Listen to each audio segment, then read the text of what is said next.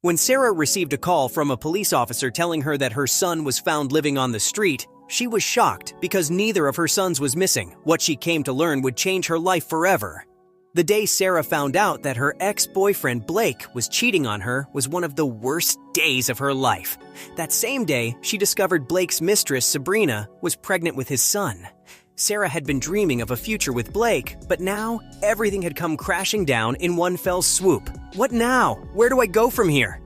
These questions plagued her mind. She had never been so heartbroken before and needed a major change. Blake, it's over, and don't bother calling or texting me because I'm leaving this city and going back home, Sarah told Blake. The city itself had also been quite cruel to her. Teaching in the inner city was difficult for a young teacher, especially without the respect of her peers. Sarah decided that returning to her hometown would improve her mental health.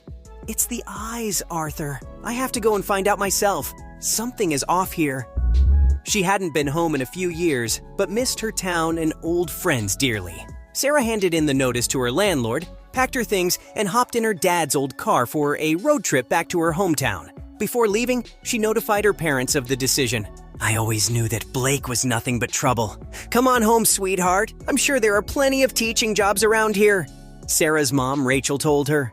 When Sarah arrived home, Rachel and her old high school friend, Alexa, welcomed her. Sarah and Alexa used to do everything together. Still, while Sarah always had big city dreams, Alexa decided to remain in town. The two had remained friends ever since. Welcome back, Sarah. If you thought you could surprise me by coming back, then you forgot how terrible your mom is with secrets, Alexa said as she hugged Sarah. Not true. I just needed help cooking, okay? Sarah's mom scoffed jovially. Welcome home, sweetheart. Now we girls are gonna have one cardinal rule, okay? No talking about Blake. What's done is done, and that's that, Rachel told Sarah as she held her hands. Sarah felt a level of comfort that allowed her to forget her heartbreak. She felt a weight had been lifted and that there was a path forward. I found out what happened, so if you're moving back for good, I know a great school. I teach maths and science there, and they're looking for a new English teacher. It's just a couple minutes outside town, and you can move in with me while you get back on your feet, Alexa offered. While Sarah was usually very calculated and would take time to make decisions, this time was different. Say no more. I'm in, she replied. Okay, awesome. John and I have already got a room ready for you, Alexa replied. Sarah realized how drastically her life had changed in a few days. The previous week, she was in the city, imagining what her and Blake's wedding would be like, but now she was moving in with Alexa and her husband. She had to rebuild her future from scratch, which was both scary and exciting. Maybe the boys took the best of both worlds and made something completely new. Alexa and John decided to throw Sarah a party to celebrate her return. Alexa felt it would be an excellent opportunity for Sarah to reacquaint herself with old friends around town. It had been a few years since she'd seen them all. There, Sarah reunited with old high school friends and met some new faces, including Arthur. You must be quite the celebrity to have all these people coming to see you, Arthur said to Sarah. You caught me. I'm the one and only Madonna, Sarah bantered back. Arthur chuckled before replying, Nice to meet you, Madonna. You actually look a lot different in person. People say the same about me. By the way, I'm Elvis Presley. The two joked back and forth all night and quickly fell in love with each other.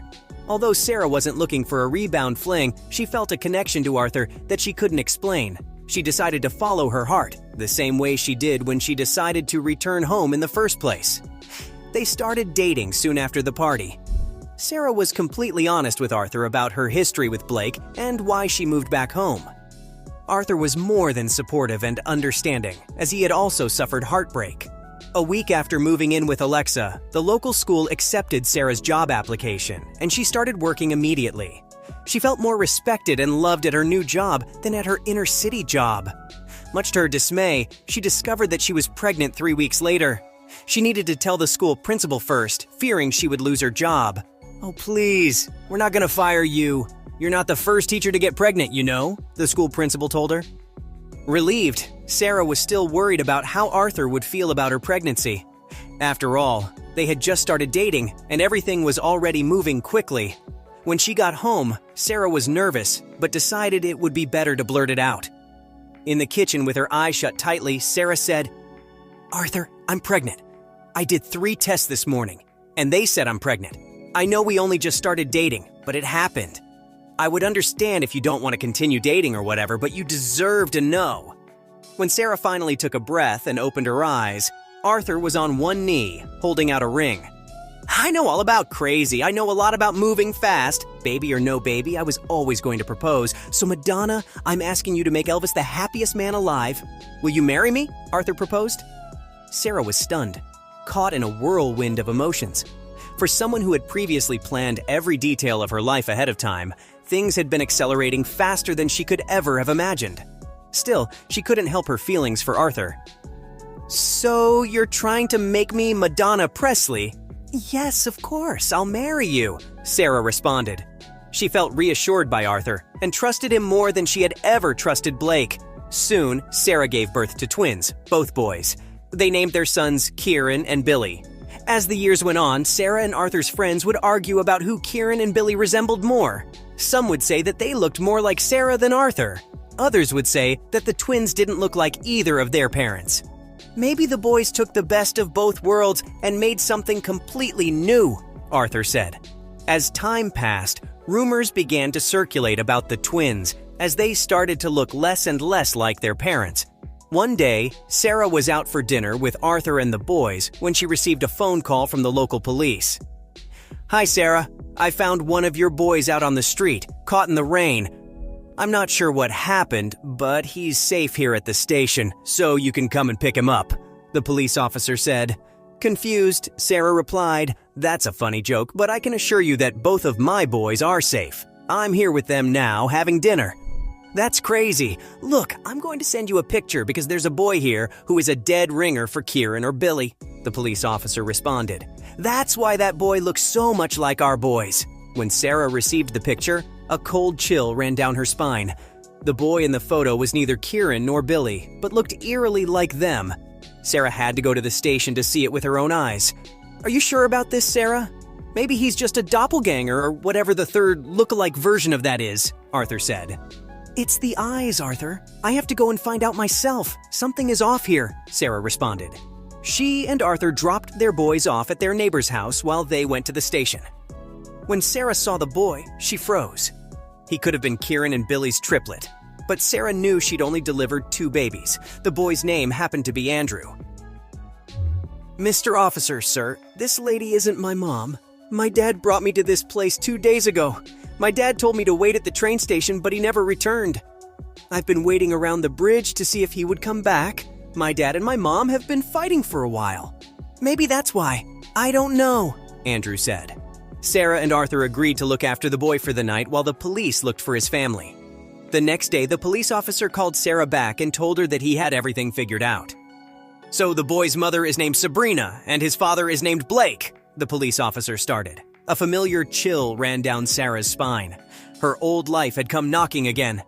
The police officer continued, "Turns out, Blake and Sabrina both didn't want kids but agreed to raise Andrew. Still, they argued about keeping him because they didn't want him in the first place. They knew that both had enough money to care for him, so nobody would let them give up their parental rights, so they couldn't just put him up for adoption. So these 2 geniuses decide to abandon the kid out here.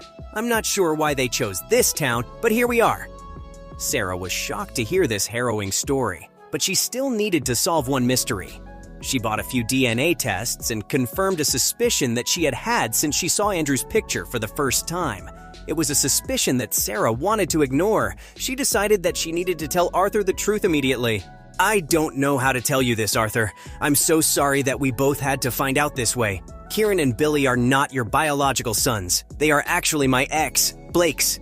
That explains why I got pregnant so quickly after I first arrived, and we got together. That's why that boy, Andrew, looks so much like Kieran and Billy. They all look like Blake. I'm not exactly sure how to deal with this, but once again, you deserve the truth," Sarah said. Arthur was clearly stunned by the news. He absorbed the information for a while and took a sip of water before replying, "I guess it would be a lie to say that I didn't sometimes wonder why the boys didn't look much like me. At the end of the day, I'm here for you, Sarah. I love you. I'm here for our boys, Kieran and Billy. I love them the same. As for Andrew, that boy deserves a loving home, and he is a brother to our boys, so I won't abandon him either. I may be your Elvis, but this house isn't a heartbreak hotel. Only you could find a way to make jokes about something so serious. "I love you so much, Arthur," Sarah said before kissing Arthur. Sarah and Arthur adopted Andrew as their son. It became a running joke in town that Sarah and Arthur always had triplets, but rotated them for fun. Follow your heart. Sarah made drastic choices after her breakup with Blake, but because she was following her heart and trusting her gut, things worked out for the best. Also, everyone should accept their responsibilities. Blake and Sabrina had a child, but ended up neglecting and abandoning Andrew. If it weren't for Sarah and Arthur, Andrew would have spent his childhood alone in the world.